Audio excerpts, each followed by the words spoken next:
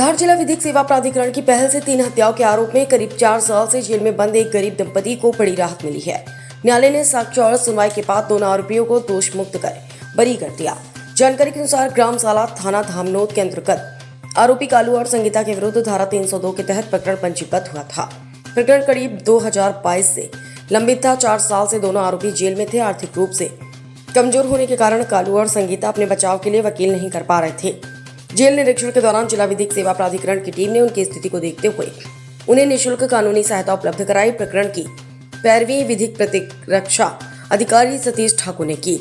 सुनवाई के दौरान 16 गवाहों के बयान दर्ज हुए। बचाव पक्ष ने न्यायालय के समक्ष पुलिस जांच और प्रस्तुत साक्ष्यों में कथित त्रुटियों की ओर ध्यान दिलाया। तथ्यों से संतुष्ट होकर न्यायाधीश फ्रांसिस डेविड ने कालू और संगीता को सभी आरोपों से दोष मुक्त करते हुए बरी करने का आदेश दिया।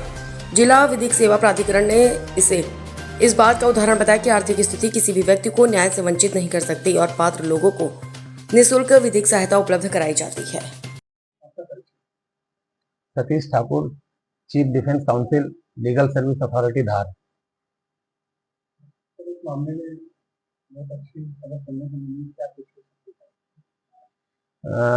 प्रकरण के तथ्य कुछ इस प्रकार से हैं कि ग्राम साला पुलिस स्टेशन धामनोद के अंतर्गत धारा 302 भादवी के अंतर्गत आरोपी कालू और संगीता के विरुद्ध प्रकरण पंजीबद्ध हुआ था।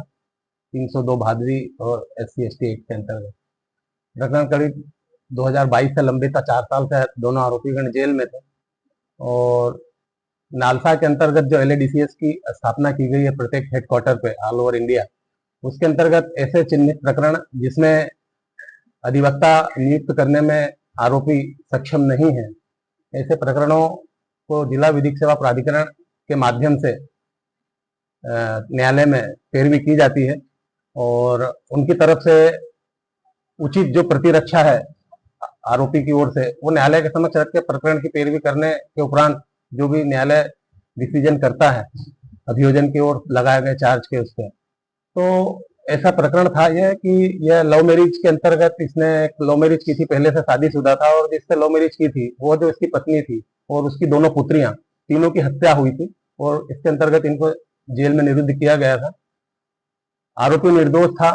आरोपी से जब जेल में जाकर उससे चर्चा की गई तो जो सारे तथ्य और परिस्थितियां बताई गई तो उन सारे प्रकरणों को विधिवत रूप से आरोपी का पक्ष न्यायालय के समक्ष रखा गया और न्यायालय ने उसे निर्दोष साबित किया है।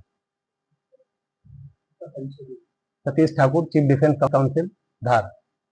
धामनोद समाचार के सभी वीडियोस पाने के लिए हमारे चैनल को भी सब्सक्राइब करें। साथ ही पास में बने हुए बेल आइकन पर प्रेस करो और नोटिफिकेशन पर क्लिक करें ताकि सभी वीडियोस के नोटिफिकेशन आप तक तुरंत पहुंच पाए। आप हमें फेसबुक पर भी फॉलो कर सकते हैं।